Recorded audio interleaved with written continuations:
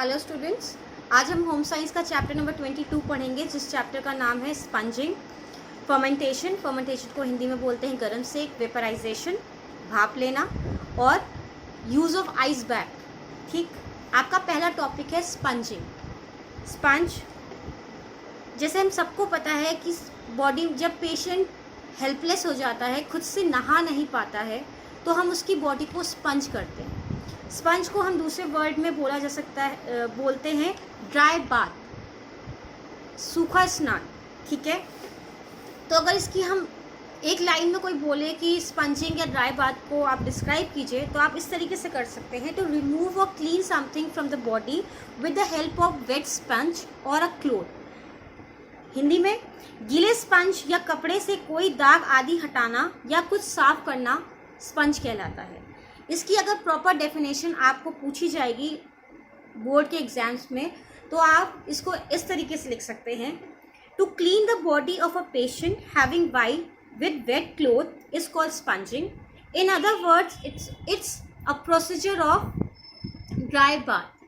ठीक है, हिंदी में जब रोगी के संपूर्ण शरीर को भीगे किंतु निचोड़े हुए मुलायम कपड़े से इस प्रकार पोंछ दिया जाए कि रोगी के शरीर का सूक्ष्म स्नान संपन्न हो जाए, तो इसे हम स्पंज करना कहते हैं। दूसरे शब्दों में इसे सूखा स्नान भी कहते हैं। ठीक, इतना आप लोगों को समझ में आया। इसके बाद हम बात करेंगे कि हमें स्पंज में कौन कौन से मटेरियल का इस्तेमाल करना चाहिए, कौन कौन सी सामग्री लगती है स्पंज के टाइम पे। तो वार्म वाटर या कोल्ड वाटर, गर्म या ठंडा पानी का हमें ज़रूरत पड़ती है, मग की ज़रूरत पड़ती है, ऑयल की ज़रूरत पड़ती है, सोप की ज़रूरत पड़ती है, मुलायम कपड़े की ज़रूरत पड़ती है, टॉवल की ज़रूरत पड़ती है, ऑयल, पाउडर, कोम, साफ कपड़े, इन सब चीज़ों की ज़रूरत पड़ती है। ये चीज़ें हो गई जो हमें मटेरियल चाहिए, सामग्री चाहिए during the time of spongin. ठीक है, उसके बाद स्पंजिंग का एक प्रक्रिया होती है कि ऐसे नहीं कि आपने के दिमाग में आया ये बीमार है, इसको स्पंज कर देते हैं, ठीक हो जाएगा। तो प्रक्रिया होता है, मेथड होता है स्पंजिंग का। तो मेथड ऑफ स्पंजिंग क्या है, प्रक्रिया क्या है? जब हम पेशेंट को सूखा स्नान कराने के लिए ले जाते हैं, तो जिस कमरे में लेके जाते हैं उस कमरे के सारे खिड़की दरवाजे हमें पहले बंद कर देने चाहिए। ठीक है, बंद करने के बाद उसके जो हम क्लोथ्स को रिमूव करते हैं, उस क्लोथ को एक प्रॉपर जगह पर रख देना चाहिए, ताकि उसके जो क्लोथ में जो जर्म्स हैं वो साफ सुथरे कपड़ों में या पानी में या किसी भी चीज़ में ना जा सके। उसके बाद हम उसके पूरे बॉडी में सोप लगाएंगे। पहले उसकी बॉडी को एक बार स्पंज करेंगे, गीला करेंगे, गीला करने के बाद उस पर सोप लगाएंगे, सोप करने के बाद फिर से उसकी बॉडी को गीले कपड़े से अच्छे से पोंछेंगे, ताकि उसकी बॉडी नीट एंड क्लीन हो जाए। नीट एंड क्लीन होने के तुरंत बाद ही हम उसे एक ब्लैंकेट से ओढ़ देंगे। ब्लैंकेट से ओढ़ने के बाद हम उसके सर पे ऑयलिंग करेंगे, उसे well neat and clean clothes पहनाएंगे। उसके बाद उसे पाउडर लगाएंगे, ताकि उसके बॉडी में किसी भी प्रकार की कोई स्मेल ना आए, वो फ्रेश फील करे। लाइक एक नॉर्मल ह्यूमन बीइंग भी जब हम लोग नहा के निकलते हैं, तो हम लोग भी ये बेसिक चीज़ें करते हैं। तो यही सारी चीज़ें हमें पेशेंट के साथ भी करना है, लेकिन ड्राई बाथ के साथ। पानी का इस्तेमाल करेंगे, लेकिन इतना नहीं करेंगे कि पेशेंट की तबीयत खराब हो जाए। ये हो गई आपकी प्रक्रिया। अब आता है आपका प्रिकॉशन, कि हमें क्या क्या सावधानी लेनी चाहिए during the time of spongin. जैसे ही स्पंज कर दिया जाता है, तो हमें ब्लैंकेट तुरंत ओढ़ देना, पेशेंट को ओढ़ा देना चाहिए, ताकि उसे ठंड ना लग जाए या किसी प्रकार की और कोई बीमारी उसे ना पकड़ ले।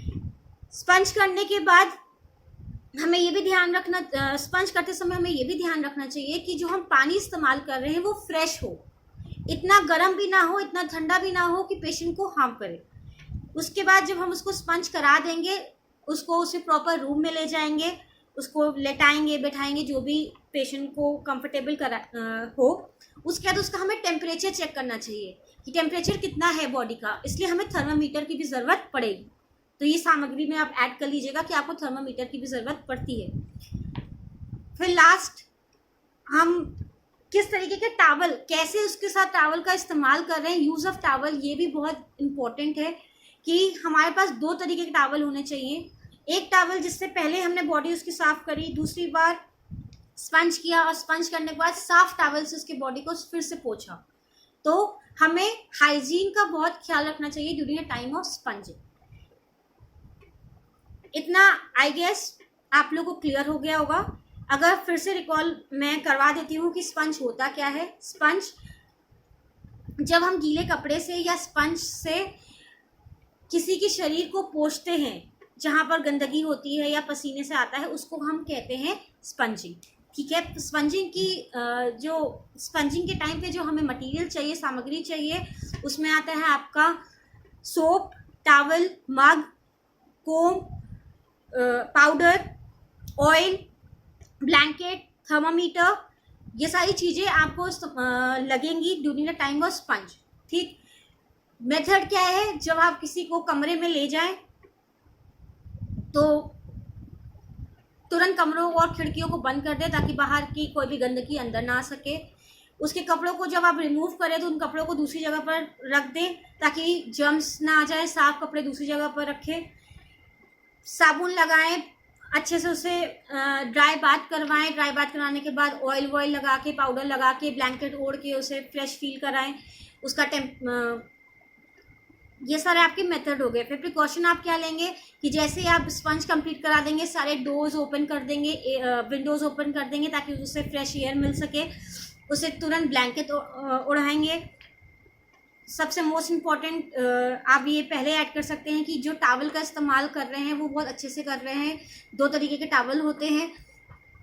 फ्रेश वाटर होना चाहिए। हमें टेम्परेचर ध्यान रखना चाहिए वाटर का कि कैसा है, ज़्यादा ठंडा भी ना हो, ज़्यादा गर्म भी ना हो। जो पेशेंट के बॉडी को सूटेबल लगे उस तरीके का पानी होना चाहिए। फिर जैसे स्पंजिंग कंप्लीट हो जाती है, आपको देखना चाहिए कि उसका टेम्परेचर कितना है। थर्मामीटर के हेल्प से आप टेम्परेचर चेक कर लीजिए। ये सारी चीज़ें आपकी स्पंजिंग में आ जाती है। नेक्स्ट टॉपिक है आपका फर्मेंटेशन, गरम सेक। ये मैं आपको नेक्स्ट वीडियो में पढ़ाऊंगी। तो अभी के लिए आप ये देखिए। आपको कुछ ना समझ में आए तो आप मुझसे पूछ सकते हैं। ये वीडियो यहाँ ही ख़त्म करते हैं। फर्मेंटेशन के लिए नेक्स्ट वीडियो का वेट कीजिए, वो वेडनेसडे को आ जाएगी। Till then thank you. और कोई भी प्रॉब्लम हो तो आप मुझसे बेझिझक पूछ लीजिएगा। Bye bye.